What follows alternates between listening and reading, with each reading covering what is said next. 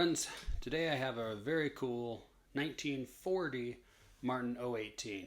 This guitar plays excellent. Just got back from the luthier before it was sent to me, where did like a neck set, fret stuff, all the fancy words that you like to hear. So right now, plays up and down the neck gorgeously. It sounds really good. The top just sings. I don't know if that's coming through on the video or if I just look like a crazy person.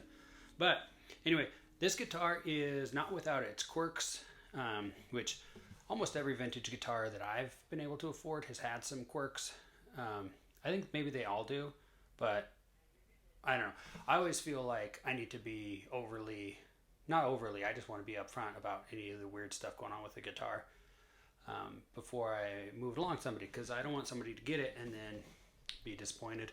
So I'll tell you all about this. Some of the things are obvious, some are not. Like obvious, at some point it got white binding here instead of this binding around. You know, it's got this binding on the top or the bottom and this binding on the top. Okay, a little bit different, that's all right. It's got this crack repair here. This is actually coming up slightly, and so it is going to my luthier today to get that done and then check everywhere on the inside, make sure everything is totally copacetic before I send it off somewhere. New bridge nut. At some point, okay, so I'll get into some of the oddities. At some point, someone did a poor job of fixing it at some point. And so this bridge was kind of crooked, and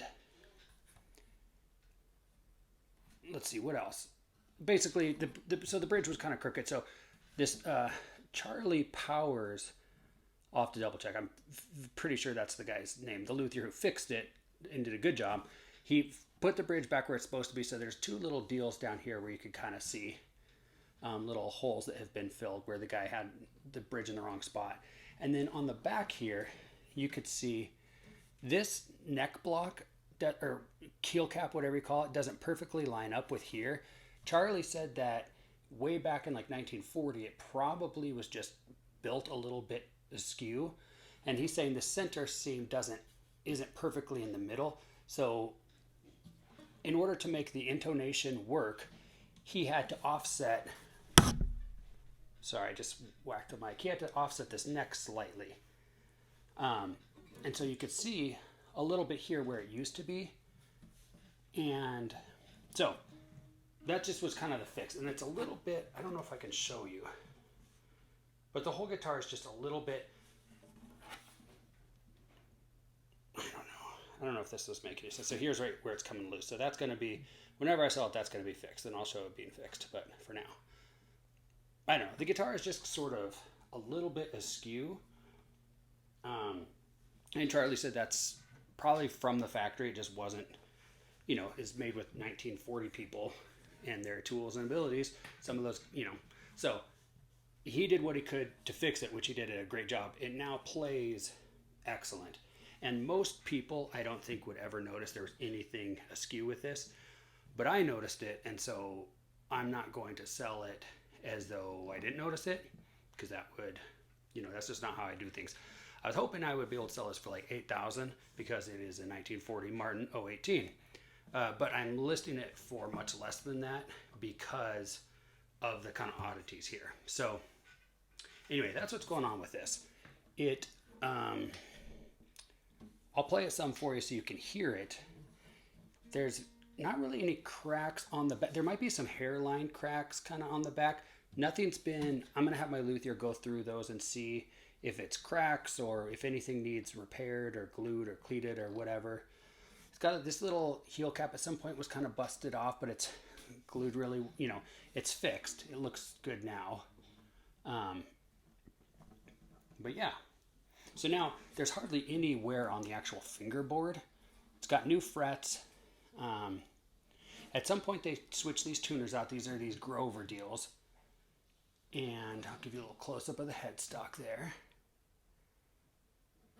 So overall, I'm counting it as like a player's grade, but it plays really well and it sounds really good. It doesn't have, a refinish on top where it's stifled in any way. It rings like a bell. Yeah, it sounds really good. It's got, here's what it looks like on top. So, a little bit of a belly here, but not much. And, kind of it naturally goes from big to like smaller down here. So there's going to be some amount of that. And then there was a little shim put under here to make, because it kind of is going down slightly there as well. So there's a little bit of a shim underneath the fretboard that you can't really see, but you can tell if you look that there's a shim there. It was done really well, but just to make it so it doesn't dip down on the fretboard too much.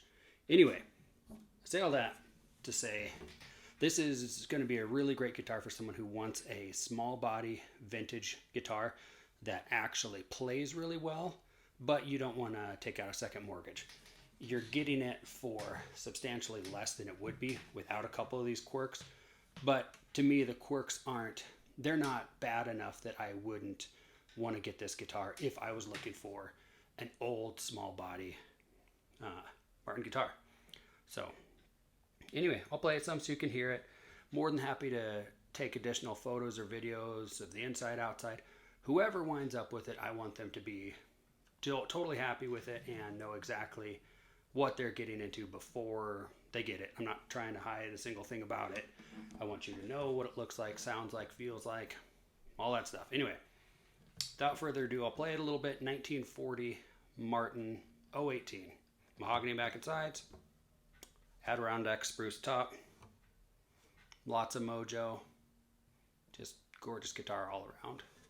So I think it really shines as a finger picker. So like a couch guitar, it's perfect. You can just wrap your body around it and kind of play all over. There's no divots in the fretboard anywhere. No buzzing that I can find. I'll just kind of play it some, give you an idea. It's pretty loud for being an 018. And yeah, let me know what you guys think, I guess. One other thing about it is currently tuned down 1/2 step. I'm not sure what strings are on it.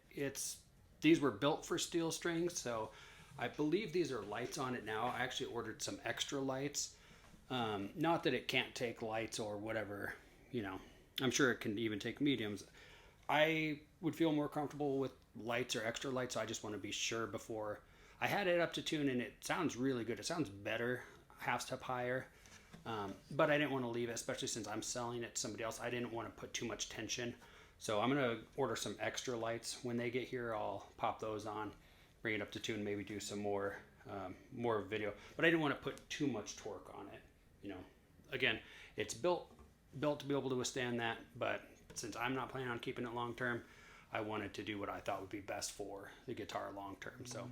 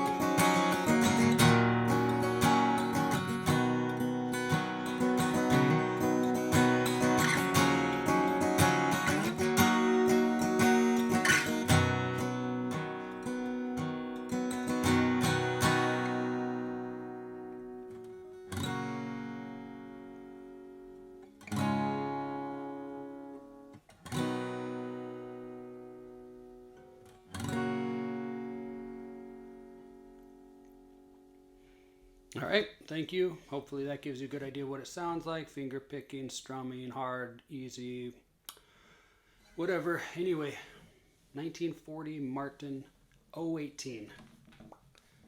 Very neat. Very cool guitar. Thank you everyone for watching.